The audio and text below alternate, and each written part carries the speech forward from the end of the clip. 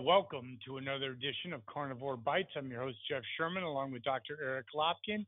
And yes, the impeachment is a ongoing situation, which we will talk about in other podcasts. But there's certainly the two issues of Elizabeth Warren and the other thing, Dr. Lopkin, that you were correct about. Let's focus on that first, the economy, which I thought was going to tank, but it's not true at all.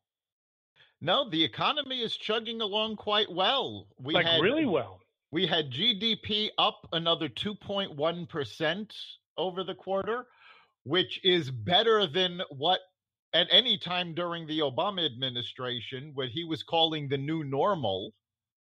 So we're still doing quite well.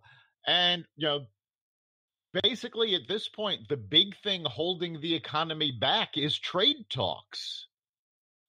Which may be rectified. Because here's why I think it might be rectified. Because I think the Chinese know what they're doing, that Trump probably is going to be the next president. And they know they got to deal with the guy.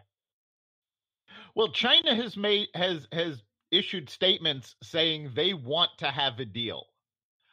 I think they're realizing that either one of two things is going to happen. If Trump wins, then if they don't come to a deal quickly, they've lost any kind of advantage because second term, he's got nothing to lose. Big time. If Trump loses, however, most of the Democrats have indicated they want to be even tougher on China than Trump does. So China's in a lose-lose situation right now. If I was them, all honesty, I would try to sue for a deal now.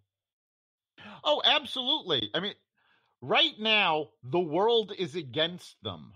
Between the trade talks, what's going on in Hong Kong, their back is up against the wall. They need this trade deal to start turning things around for them.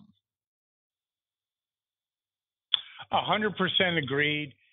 But it's very interesting how the mainstream media, 6 months ago, and you were right, I give you kudos. I kind of absorbed that. I thought, well, we're screwed. They were a recession. It looks like it's going to be fine. Yeah, I mean, as I said months ago, there was no real sign of a recession. There were a couple of indicators that the economy was slowing, and it has slowed. But when the economy is going gangbusters for so long, at some point it has to slow. The mainstream media tried to make a big deal about recession because that was Trump's big weak point. Trump tied himself to the economy and to the stock market. A recession would do him in. They needed this. And the Democrats and liberal pundits have known this all along. Remember, I think Trump was still in his first year in office when Bill Maher said he hopes for a recession so that Trump won't get reelected. So they've known this for quite a while. So I think it's interesting also how the mainstream media, for at least the last year, has rooted for a recession. Yeah, they were rooting for a recession because that was the latest trick at the time to get Trump out of office through the election. Now they've seen that's not going to work, so now all eyes are turned towards impeachment, which is failing, let's be honest. Well, it is failing. The media is going big on this, but with all of the public hearings lately, the polls have not moved. None of the Democratic candidates are talking about impeachment while on the campaign trail because the voters don't want to hear it anymore.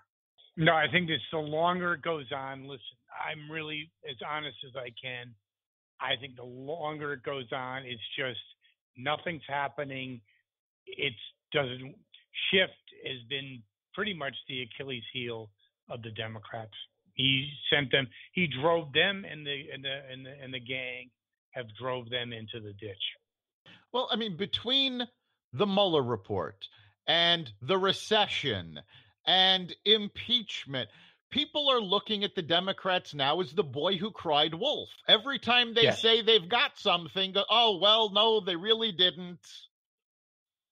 I would agree. And speaking of the actual primary, I'm really kind of amazed. Elizabeth Warren has been dropped. She might be done. I know it's premature. I think she just lied too many times. Well, one, she's got a history of lying, which didn't go well for her. But it's actually her policies that are killing her, because she's come out with these huge universal health care policies, which everybody, even the Democratic candidates, have pointed out there isn't enough money in the country to pay for in this. In the world. I mean, it is absolutely ridiculous. What she really is, and she's being discovered. She's an opportunist. That's all she is. She doesn't believe in this crap at all. She is a very well done person. She's an opportunist. She wants to be president. She knows how to. She thought she knew how to win. She lied even to the Massachusetts electorate, saying, "Oh, I'm going to be your." She was that for like 3 weeks before she jumped into the ring. She's an opportunist that just wants to win, and she'll do anything to do that. And I think she's been outed. I think that's true. I mean, remember at one point when she was a professor, she was a diehard Republican. That's what I'm saying. She'll do anything, say anything, as long as it works for her. The thing's a joke. So, and now you're seeing the shift more towards the center. They know Biden can't beat Trump, so now Bloomberg has thrown himself into the race for the Democratic primary. I don't see how he can win, because there are still so many voters to the left. All the Democratic candidate has to do to discredit him is point out the fact that when he was mayor of New York, he was a Republican. And stop and frisk, did he? Stop and frisk is not going to go over well with the African American community. I really didn't know this. I didn't think this 3 months ago. I think they're in a world of hurt. They really are. And I think the big problem is that their only real platform is we have to beat Trump. If they actually had issues and solutions for those issues, not these pie-in-the-sky ridiculous plans like universal health care, but an actual health care plan to replace Obamacare, actual immigration plans, actual concrete ideas that can work to solve our problems, they could win. But instead of putting those together, they've just focused on we're just gonna defeat Trump. We're gonna impeach him.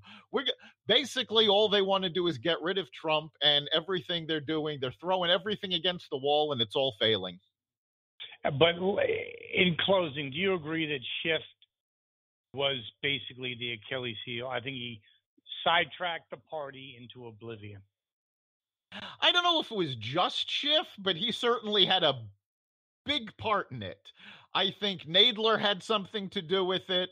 I mean, I can't believe I'm saying this because I've never been a fan of Nancy Pelosi, but she was the one trying to bring the party back to the center and get them to focus, and she couldn't herd them. It was like herding cats.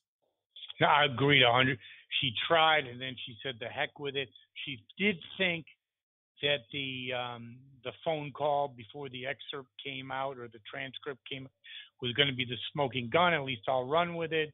I bet you behind closed doors she's beside herself. In closing, what do you think? I'm sure she is. I mean, remember, the whole idea that the Democrats have was to impeach Trump.